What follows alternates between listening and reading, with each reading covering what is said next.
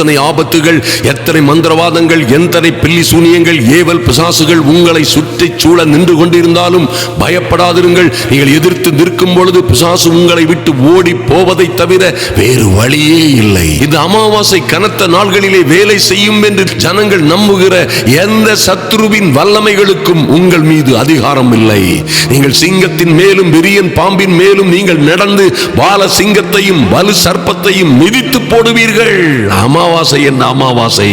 ஐயா, தேவ பிள்ளைகளுக்கு விரோதமாய் மந்திரவாதமும் இல்லை, குறி சொல்லுதலும் இல்லை. நீங்கள் எதிர்த்து நிற்கும் பொழுது இந்த பொல்லாத சத்துரு பிசாசு உங்களை விட்டு ஓடி போவதை தவிர அவனுக்கு வழியே இல்லை.